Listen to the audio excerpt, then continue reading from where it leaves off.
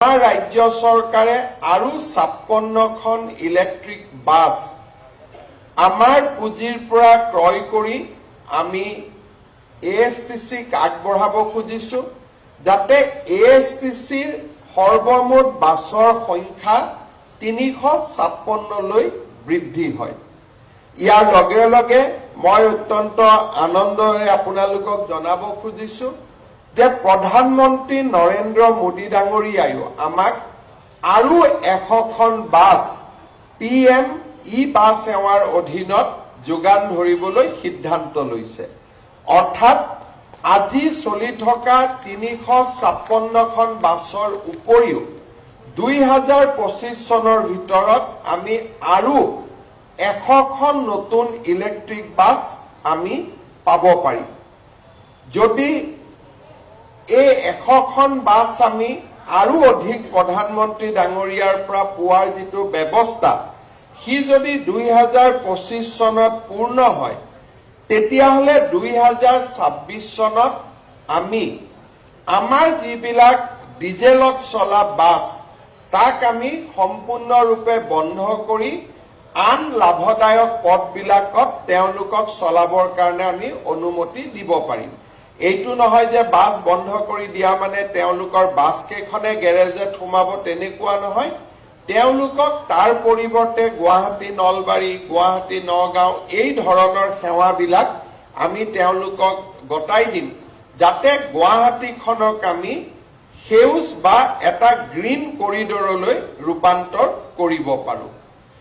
ইয়াৰ লগে লগে গুৱাহাটীত আমাৰ প্ৰথমটো আইএছবিটি আজিৰ পৰা 15 বছৰ আগতে বেতকুছিত আৰম্ভ হৈছিল। ইয়াৰ পিছত আমি এটা সিদ্ধান্ত লৈছিলো যে খানাপাৰাত আমি এটা আইএছবিটি কৰিম আৰু জালুকবাৰীত আমি এটা আইএছবিটি কৰিম যাতে আমাৰ যাত্ৰীসকলে বহু পৰিমাণে তেওঁলোকে সুবিধা পাব পাৰে। আজি আমি বেতকুছিত 5 বিঘা মাটি সামৰি 12.26 কোটি টকাৰে নিৰ্মাণ কৰা আন্তঃৰাজ্যিক বাছ টাৰ্মিনেলটো মুকলি কৰি দিয়াৰ বাবে আমি আজি সক্ষম হৈছো আৰু সকলোৱে এই কামৰ আজি আমি সাক্ষী হৈছো। এই বাছ সেৱা বা এই আইএছবিটিয়ে বেতকুছি আইএছবিটিৰ পৰিপূৰক হিচাপে কাম কৰিব। এই আইএছবিটিত 10খন বাছ ৰাখিব পাৰিব। ইয়াতে ফুড কোৰ্ট বা মেডিকেল সুবিধা আদি থাকিব যাতে উজনি অসম লগতে বৰাক উপত্যকা মেঘালয় অৰুণাচল মণিপুৰ মিজোৰাম ত্ৰিপুৰালৈ যোৱা ৰাইজে আমাৰ এই আইএছবিটিৰ পৰা যথেষ্টখিনি সুবিধা লাভ কৰিব পাৰিব। আমি ইয়াত এখন ইলেক্ট্ৰনিক বোৰ্ডো আৰম্ভ কৰিছো। বেতকুছিৰ পৰা বাছ আৰম্ভ হোৱাৰ লগে লগে যাত্ৰীসকলে ইয়াতে নিজে তাক দেখা পাব পাৰিব আৰু যাত্ৰীসকল সাজু হ'ব পাৰিব। বাছ অহাৰ লগে লগে তেওঁলোকে ইয়াতে উঠিব পাৰিব। মই পৰিবহণ বিভাগক অনুৰোধ কৰিম যে আমাৰ শৰাইঘাট দলঙৰ তলত